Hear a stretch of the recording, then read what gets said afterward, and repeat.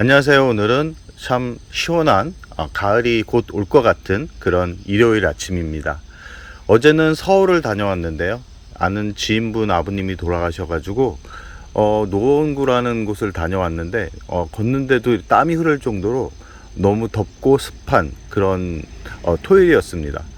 강릉도 그럼 덥지 않을까 해가지고 아침 일찍 이렇게 나와봤는데 너무나 시원해가지고 역시 바닷가 쪽이라서 그런지 가을도 더 빨리 오는 것 같은 생각을 하게 됩니다. 제가 8월에는 물을 주지 말라고 매번 말씀드립니다. 그러나 이제 8월 막주, 이제 8월의 마지막 주에 왔는데 말복이 지나고 나니까 역시나 이 여름이 조금은 힘을 잃은 듯한 그런 느낌을 받는데요. 그래도 여름은 무섭습니다. 그렇지만 밤에 찬바람이 불면서 30도 이하로 떨어지는 걸로 봐서는 곧 가을이 올 것 같습니다. 이제는 물을 조금씩 주면서 성장을 시켜도 큰 문제가 되지 않는 계절이 왔습니다.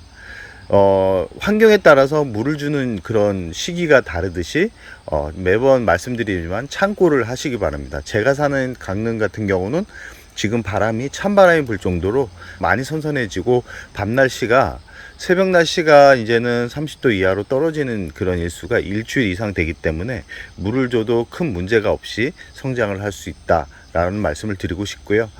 제가 사는 곳과 같은 그런 기온이라 그러면 물을 주면서 키워도 큰 문제가 없는데 물을 한 번에 많이 주면 안 되고요. 처음 물 주기는 물을 먹을 것 반잔 정도면 충분합니다. 제가 어제 서울 가기 전에 물을 좀 주고 간 다육이들이 있는데요. 그 다육이들이 어떻게 변했는지를 한번 보시고 난 다음에 물을 얼만큼 주고 어떻게 시작해야 되는지에 대해서 알려드리겠습니다. 어제 이 홍매화 같은 경우는 여름을 참 힘들어하는 그런 품종 중에 하나인데요. 물을 줄까 말까 고민을 엄청나게 했습니다. 줘야 되나 말아야 되나, 한번 괜히 주었다가 잘못되는 게 아닐까.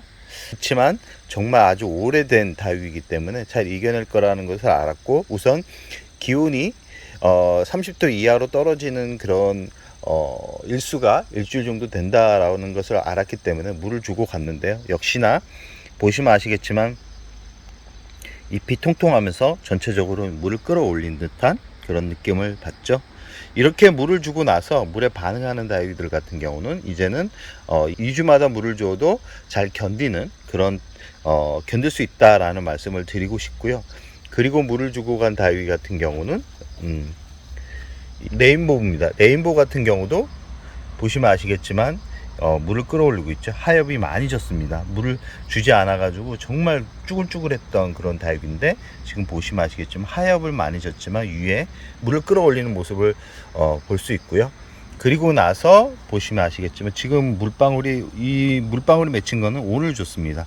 어제 준 다육이들이 물을 안전하게 끌어올리는 걸로 봐서 주었고요. 그 옆에 있는 방울복랑 같은 경우는 어제 물을 줬습니다. 그리고 군기도 오늘 물을 줬고요.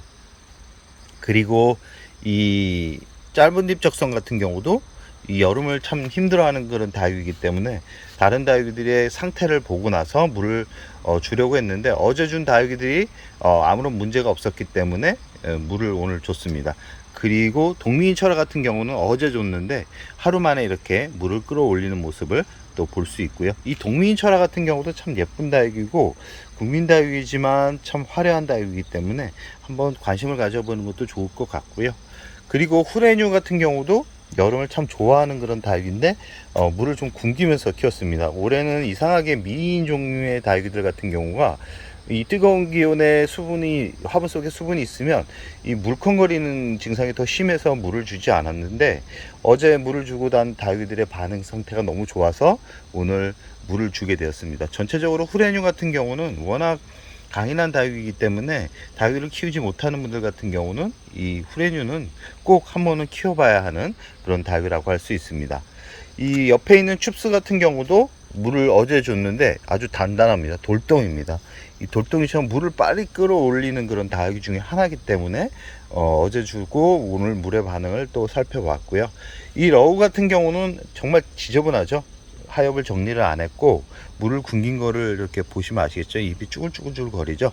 오늘 물을 줬습니다. 다른 다육이들의 반응이 워낙 빠르기 때문에 이제 곧 물을 끌어올리는데, 전체적으로 제가 어제 물 주고 간 다육이들이 다 물을 끌어올리면서 통통해진 모습을 볼 수 있었습니다.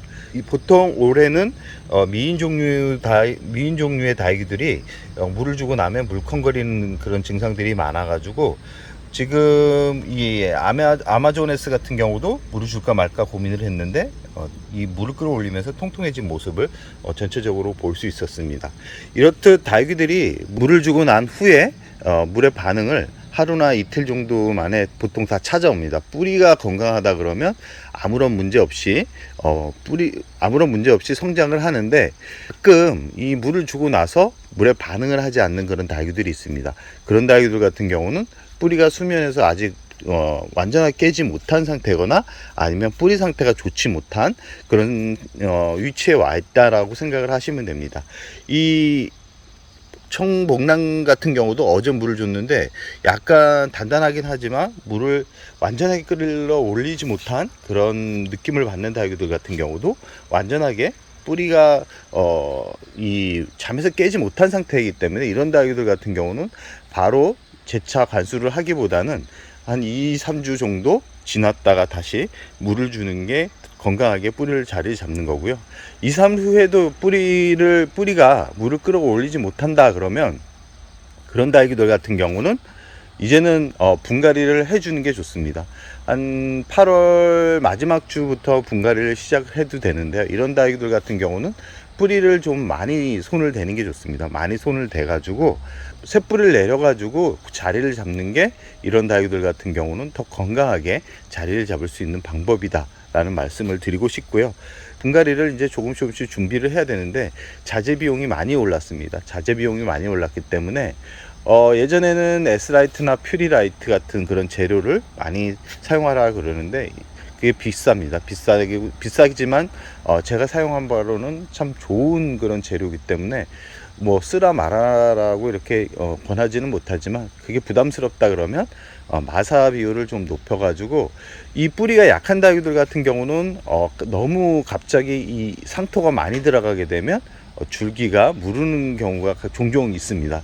그렇기 때문에 뿌리 상태가 좋지 않은 다육이들 같은 경우는 우선 배습이 좋은 그런 재료 비율을 높여 가지고 자리를 잡게 만드는 게 우선입니다.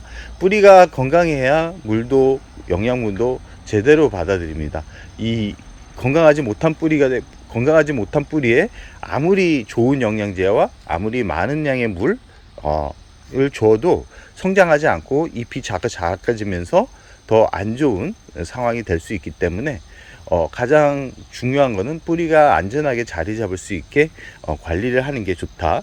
그리고 이 분갈이를 하고 나서 이 중요한 거는, 건강한 뿌리 같은 경우는 바로바로 분갈이를 하고 나서 물을 줘도 되는데, 건강하지 못한 다육이들, 치료 목적으로 분갈이 했던 그런 다육이들 같은 경우는 너무 강한 햇살에 노출을 시키지 않는 게 좋다라는 말씀을 꼭 드리고 싶습니다.